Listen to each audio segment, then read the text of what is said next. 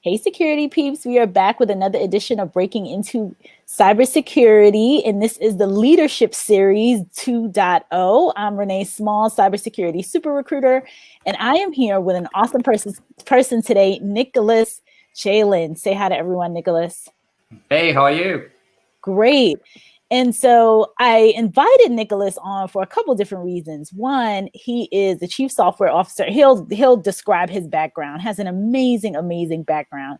But he and I connected a couple years ago, and he has like grown through the ranks very quickly.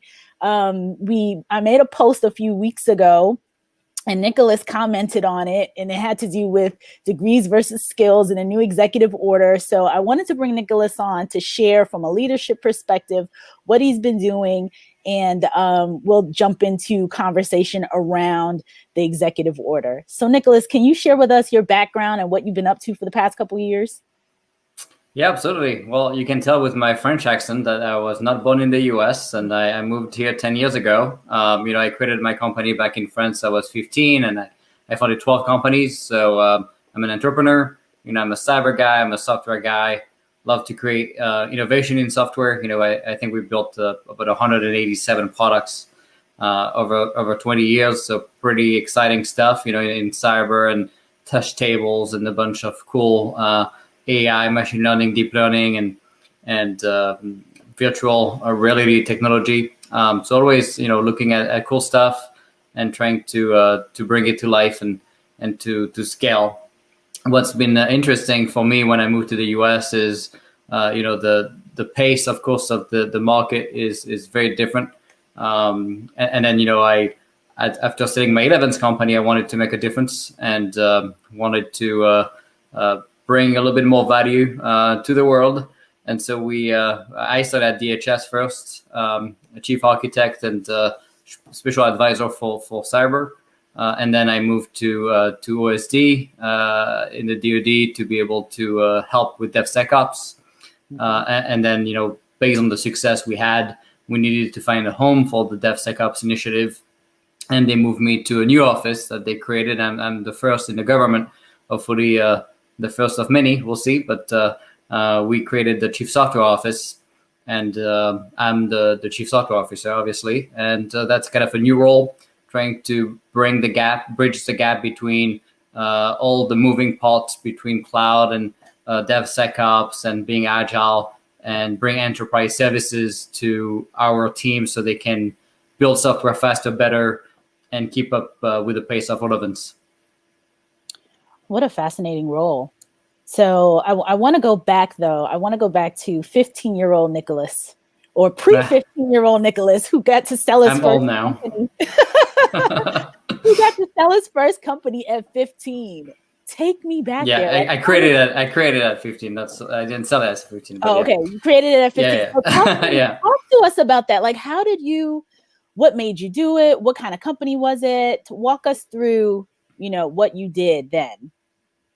Yeah, I started coding at 7 and loved creating stuff. It's always pretty exciting when you can just go on the computer and build stuff that didn't exist before. It's always pretty exciting. And, I joined the PHP team, the programming language. So I was part of that as well. And so we had so much demand for services around hosting. And at the time, there was no cloud, no easy way to get mutualized hosting in France. So I created a hosting company and then a service company to help organizations build websites. Tons of IP that we built for e-commerce. We brought a lot of the encryption stuff at the time, SSL, from the US to Europe to some banks, and then we created all the e-commerce capability to help anybody get access to e-commerce capability. And so that was my first company, was around services and being able to streamline access to hosting and e-commerce and kind of custom development services. So Nicolas, how did you, and the reason why I asked this is because one of the comments I remember when you posted on LinkedIn about skills versus degrees that we'll get into in a little bit, but someone said, everyone's not a genius. And it made me laugh because you sold so many companies. what kind of background, like what were you doing? Were your parents entrepreneurs? What made you at 15 years old say, you know, when entrepreneurship, I don't know if it was cool at the time, but saying, you know, this is what I want to do, or this is what I'm just going to move forward and do and sell as a Yeah, teen? no, my parents have nothing to do with IT. You know, my mom was a nurse and my dad was a journalist, and so really no particular technical skill. And so I had to learn, you know, with books. And it's interesting because all the books were in English. I didn't speak English, you know, at 7 or whatever.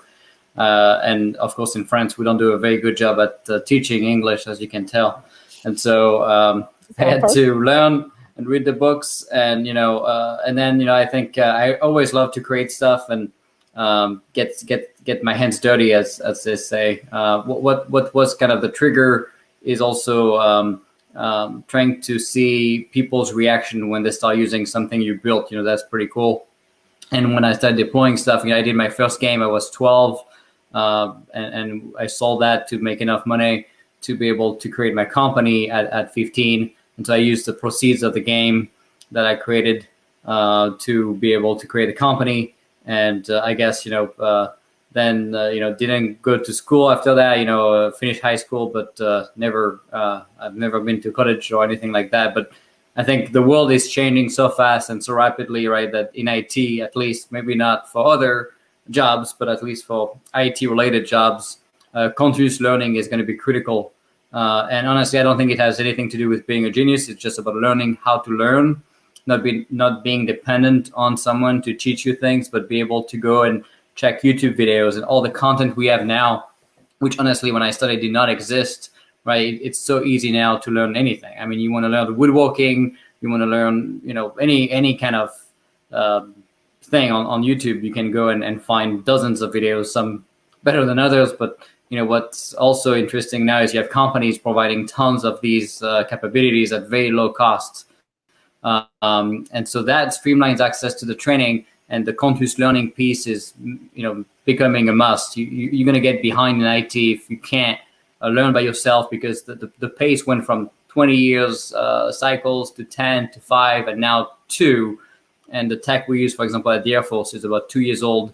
And so train the trainer and going to school is just not an option. So people have to really get used to this concept of spending an hour a day is what I recommend minimum for continuous learning, watching different things. And doesn't have to be, you know, always the same subject, but getting your brain used to learning and watching things.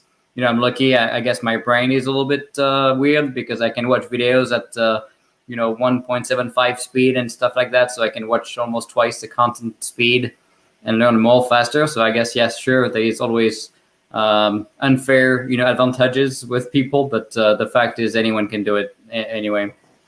Yeah, that's such a good point. I mean, you talked for a minute. I don't know what. I am what so happened. sorry. I don't know what happened. My internet completely went down. Yikes. Yeah, that happens to me all the time. That's the beauty of everyone being remote, you know, so. That's the beauty of being remote. Goodness. Well, I'm glad you're still here. I'm here. So you're here. So wanted to jump back into, we were talking about you continuous learning and how everyone needs to learn how to learn. And it's so important because, like I said, I was reading this book by Brian Tracy, and he talked about reading or studying your craft for 60 minutes every day, and how at the end of those 60, if you're doing that for 60 minutes a day, at the end of a year, you functionally, because you read approximately 52 books a year, functionally you have a PhD in your, you know, that's 1 year, that's 52 books. So it's a functional kind of doctorate in your field. And to your point with technology the way it is and how fast it moves and being able to learn how to learn, I think that is so critical and so important for people to understand, really being able to learn how to learn, and how important that is. Absolutely. Absolutely. So what would you, so a couple of things, and somebody had made a comment that I wanted to post, but I try to read all the comments that pop up. You when you came here, I remember talking to you a couple of years ago, and you had moved into, you were looking, like you said, you were looking to give back and do something, and move into like the federal government and really give back after all that you had done, after, going through selling all those companies. Talk to me about when you got into the government and you started moving up, because this particular series is focused on leadership. So really trying to pinpoint, what leaders, and you had already been a leader by selling and producing all these different companies, but really growing into the roles and getting to a point where you get to jump into a role it wasn't even there before. It's a brand new role. Tell us about that path of getting up to where you were from when you started in was it the DoD? Was that the first role in the US? Okay. Well, DHS first, and then DoD. Yeah. Yep. Yeah.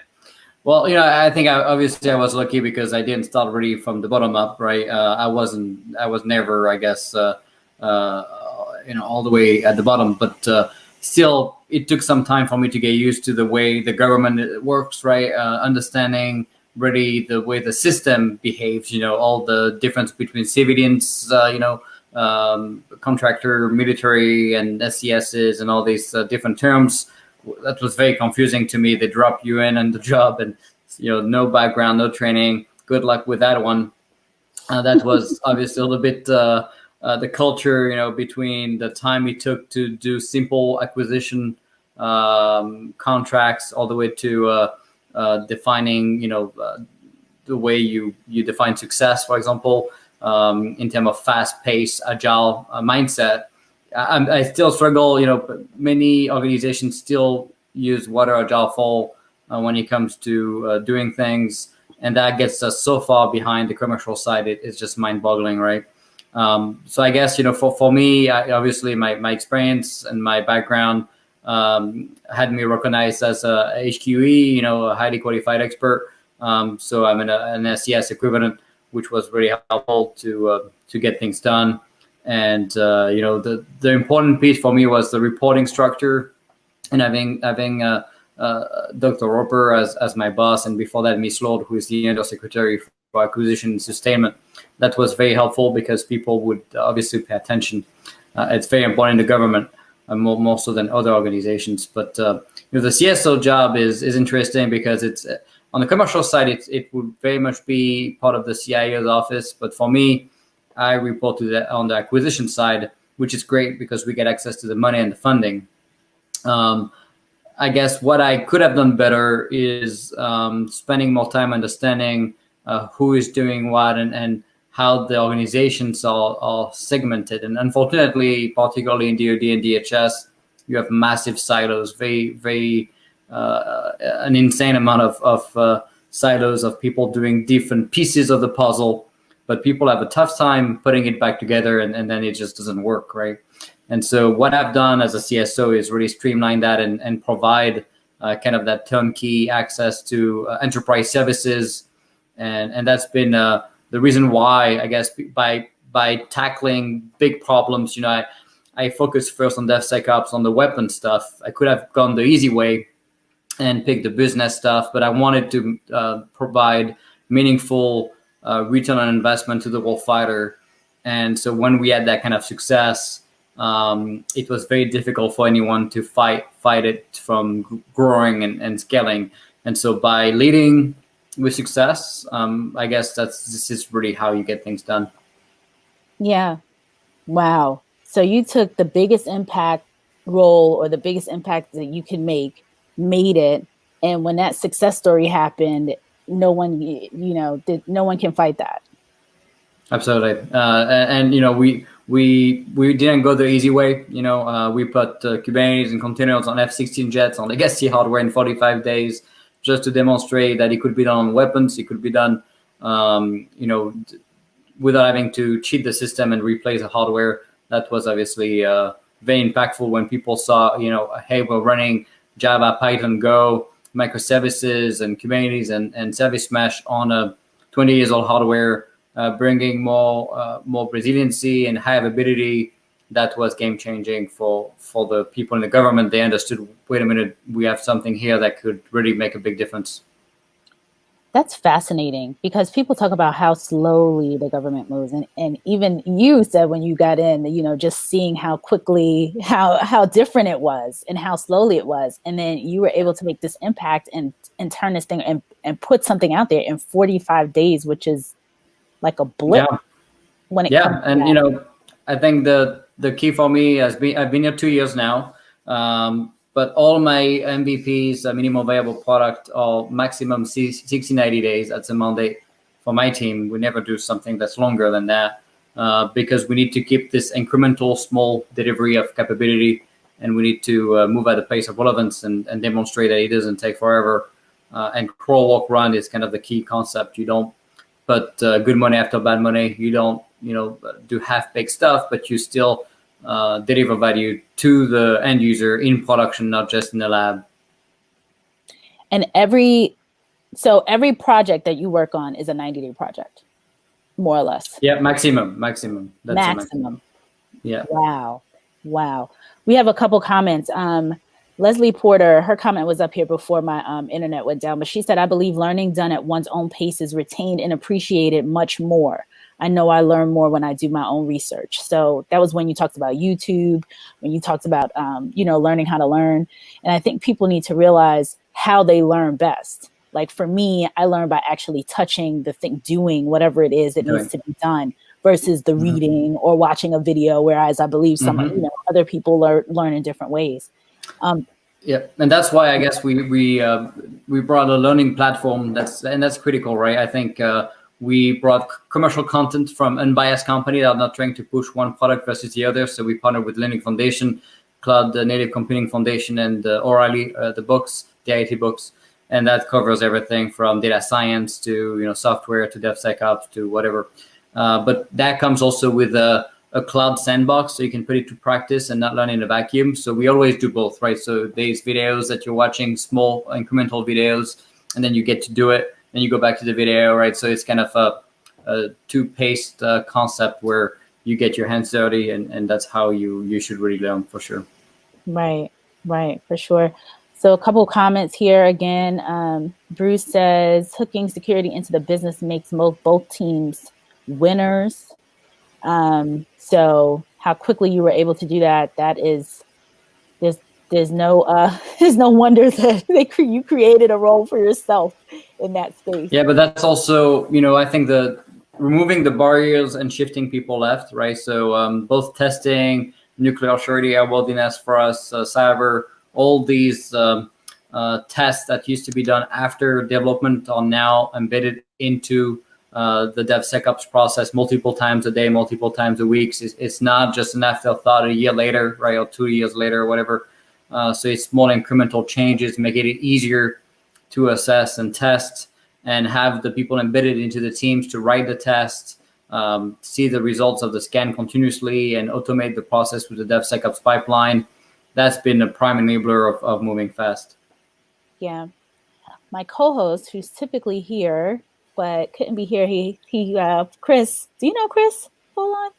I don't think so. He has a mask on the picture, so it's tough for me to say.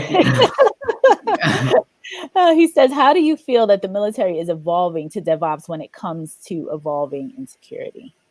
Yeah, so we call it DevSecOps in DoD, and so I'm the lead of DevSecOps for all of DoD with DoD CIO. So that's the second role I have on top of the Chief Software Officer for the Air Force.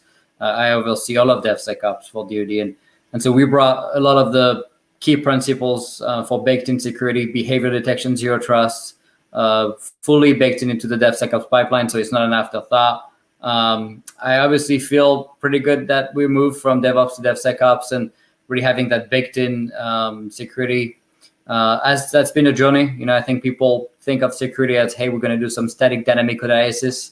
That is not how we see DevSecOps. The sec for us is continuous monitoring and behavior detection and zero trust enforcement. And we brought a stack, you know, fully open source, and everything we do, we give it back to the community. I managed to convince everyone that the entire stack for DoD, for DevSecOps, is open source.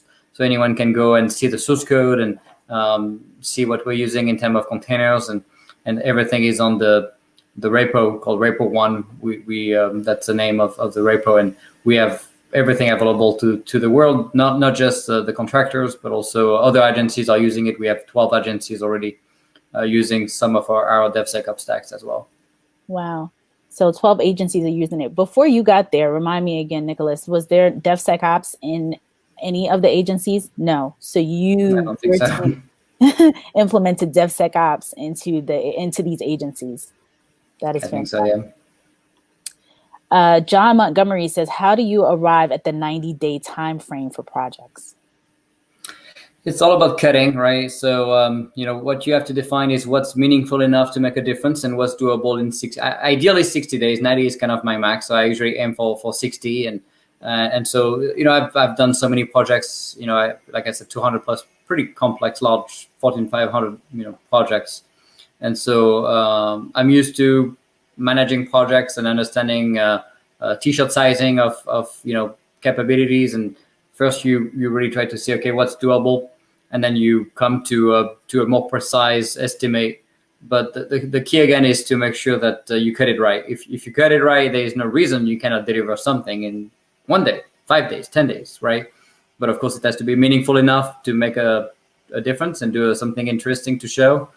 If we can put Kubernetes and containers on the jet in 45 days, I'm pretty sure we can do pretty much anything in 60.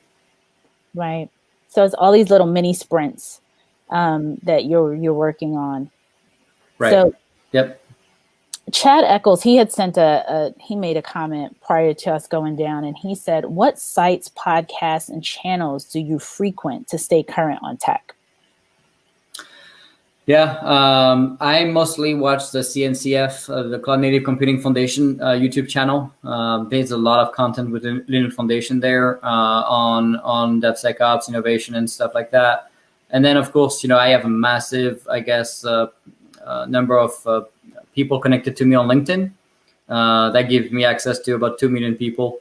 And so that is also what I follow. I have trends, I have hashtags, and stuff pops up, and I always get to see what's going on. And then I have so many engagements with the commercial side. I managed to bring about 80 companies that never did business with DoD to the DoD by partnering and making it easier for the companies to get their software accredited DoD-wide. We created this container accreditation concept for the companies to work with DoD. And so I get to see all the innovations coming in from the startups and the cool new companies, but also we have massive engagements with the larger organizations like the Microsoft, Amazon, and Red Hat, VMware, and so on. So that gives me a pretty good understanding of the landscape. And then I have engagements with the CTOs and CIOs of those big companies to see what they're working on and what's coming in the next year or two. And we actually have a pretty deep technology exchange now with different organizations like Citibank and Amadeus and different companies all over the world to see what they're thinking about when it comes to DevSecOps innovation and how to make that widely accessible within the organization. So they always give me a good understanding as what to focus on for the next year. I never do 5-10 years planning though. So what is your plan? So a couple of things that came from that. What hashtags do you follow? I'm so curious. Which hashtags do you have, or which ones do you follow? Yeah, it's pretty broad hashtags. I mean, I think I have DevSecOps, DevOps, Kubernetes, Service Mesh, Istio. I have some data science stuff like Kubeflow, PyTorch. I have TensorFlow. I mean, I don't know. I have probably 100. But so much stuff pops up. I think the stuff I really pay attention to are the deep dives on the CNCF channel. There's a lot of content. It's slowed down a little bit because of the virus, but they usually have a ton of very interesting, and that's usually the stuff that's coming for the next 2 years. Service Mesh is 2 years old, maybe 3 now, I don't know, but it's still pretty new to most people, but that's a foundation of everything we do at the Air Force. And so that came, from the CNCF as well. Right, CNCF. Okay, so Chris is back. He wants to know, do you feel that the defense industrial base is evolving its security posture in line with the needs of the DoD? And do you think that CMMC will help make a positive impact? So I think it's improving with the DIB. We're giving access to Platform One, which is a DevSecOps stack for the Air Force, and all of DoD, which was accredited and authorized by DoD CIO to be used as a managed service for all of DoD. And so Platform One is providing access to the DIB so they can do their work within the Platform One environment across classification levels. And so that gives us access, that gives the DIB access to an already accredited and secure development, test, staging, and production environment. And so that's been a prime enabler for the 80 companies I mentioned to get their software accredited and in use in DoD with contract vehicles and all the stuff they need to do, which usually takes 8 months to 12 months, maybe a year and a half sometimes, down to maybe 4 weeks. And so we enable all these companies to increase their cyber posture while getting business with DoD and getting accredited. So we have engagement also with the big primes on Platform One. All of the big primes are involved on Platform One, getting access to the DevSecOps stack. So I think it's improving. It's still very much pockets and too small to be significant enough, but it's getting there. We're mandating a lot of big programs like GBSD, F-35, and Aegis and others to fully embrace DevSecOps. So that's happening right now. The second piece of the question, CMMC, I think it's a great idea, but I'm not fully aligned with the vision. One is the fact that they don't use NIST 853 overlays to accredit will just create a lot of headaches for companies. They're going to have to get their audits done many different ways. If they want to do FedRAMP, they're going to have to go do NIST 853, and then they're going to have to do NIST 80171 and 172, and a new custom control for CMMC, which I really despise. I don't think the DoD should be in the business of creating controls. We should be using NIST to do any of that, and that alone is a massive fail. And the second piece, I think, is going to create also a lot of headaches when it comes to companies that will do the assessments.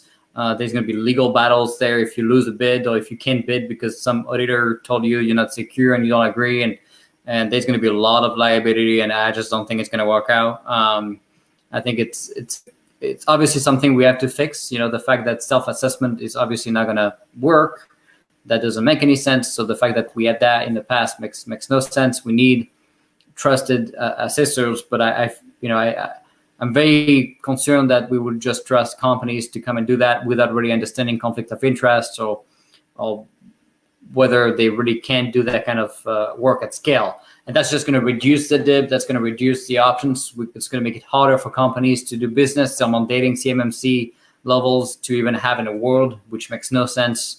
We should give a year to companies to get there so we don't reduce, I'm very concerned with the fact that the companies are merging and we have less and less options, less competition, less access to new startups, new people that can do new cool stuff.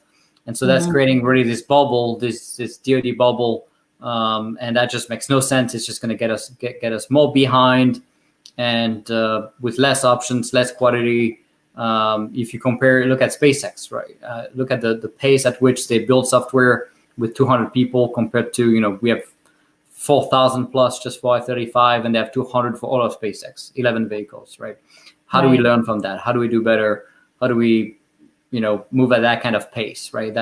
And adding barriers to entry just for cyber reasons is actually creating more risk because now you have to, you have less options and you can move fast, and timeliness in cyber is as important as security, right? And so being able to react and patch and fix things fast is even more important sometimes than doing proper scanning and stuff like that, right? Because 0 days, you're not going to find it. The new important stuff is usually pretty well hidden and not something that's low-hanging fruit anymore for the kind of stuff we do, at least. And so that's just not going to be very helpful in the short term. Yeah. Nicolas, every time I talk to you, I don't talk to you very often, but when I do, I feel like it's an encyclopedia. I just learned so much. Thank you. Here, another great informational session. so I think like many of us, like Bruce, so excited to have you. One of the questions, and some of the things that you were talking about just now, it sounds like there's just the way your brain works. It's like so many more projects coming, like for what you just described, taking SpaceX's wins and seeing how that could be, how you can utilize that and kind of bring that into the space as well. Sure. And it looks like that's like continuous for you. So when people are when you look to hire leaders underneath you, what do you look for? Because that's really what this is about in security. So we talk to people about being continuous learners, learning quickly, moving quickly, being able to learn things and deploy things relatively quickly. What do you look for when you're bringing in a leader and talent? I think it's all about people that can think outside the box. I really want to make sure we don't just keep doing the same thing, because that's what we've been doing for many years. Most of the time, that's really the wrong thing to do. When you look at Tesla or SpaceX, right? Who would have bet on a car that can be powered with electricity, that can drive for hundreds of miles, the self-driving component of updates, that can happen over the air, where you get a new improved car every 2 weeks, right? Where all the other car brands actually lose value and have no improvement in capability whatsoever. My Tesla, I guess, got new features every 2 weeks, and since I bought it, it only got better. You can't really say that about many other cars. And same concept for SpaceX, right? Oh, we're going to land back a rocket and reuse it. Those are bold statements, right? Pretty incredible ways of thinking outside the box, but those are the ones that end up making it. And then it's a volume game, and of course, not everyone is going to be able to get there. But at least being okay, disrupting and changing the status quo and thinking outside the box is probably the number one piece. And often, unfortunately, I get it. People don't have the ability to take that kind of risk because they want their job, they want their career. For me, I made enough money. I don't need to work anymore. That's great. I can go ahead and break the walls. So they use me as a way to get in, right? But I know not everyone is going to be able to do that. I get that, but there's different levels, right? I guess you could still do enough to change people's mindset and change the culture. So pretty much change if you haven't done what Nicolass has done in his career, but being, as John puts it up here perfectly, not afraid to fail and to learn. And that's really kind of the takeaway, like doing your job, understanding it well, and then being able to make changes or think when you do it to a point where you know it so well that you can make those changes, you can think outside the box, you can think about how things can be done differently, and bring those types of ideas to the table. And those are the types of leaders that you look for. Yeah, and my saying is fail fast, but don't fail twice for the same reason. So I guess you learn. That's big no for me. Fail fast, but don't fail twice for the same reason. Fail fast, but don't fail twice for the same reason. Awesome. Yeah, because if you don't learn though, right, you can't just fail fast, right? I mean, there's no point in failing for the heck of failing. I mean, I'm all about failing, but I don't like to do it too often. At least not with a learning, right? If you learn, you just remove, it's like that famous saying, I think Tesla said that, but you didn't fail 1,000 times, you just found 1,000 times, so it's 1,000 ways that didn't work out, right? So in effect, you reduce the options to a higher likelihood of finding the right fit to make whatever it is you're trying to do happen, right? Yep, absolutely. So Nicolass, I really appreciate your time. We're coming up on 38 minutes. So I want to be very cognizant of you doing all that awesome work at the U.S. Air Force. Thank you so much for being here. You have to come back. I'm like mesmerized by all the things that you were talking about. And we look forward to connecting and interacting on LinkedIn. And, folks, this is Nicolass. You know where to find him. Yes, and for people that want to find, I guess, our website, software.af.mil website, we have all the content, training videos curated, so we don't select videos, and we have a bunch of content, code, and And so go on the software.af.mil website. You're going to find all that open to the world. Software.ai.mil. AF, Air Force, software.af.mil. Yep, Air Force, AF. .mil. Okay. Yep. Wonderful. Excellent. I put it in the chat, and I will put it in the chat over here too, so they can find you. Awesome. And I look forward to connecting again soon. Absolutely. Thank you so much for having me. Thanks, Nicolas. Take care. Thanks. Bye-bye. Bye.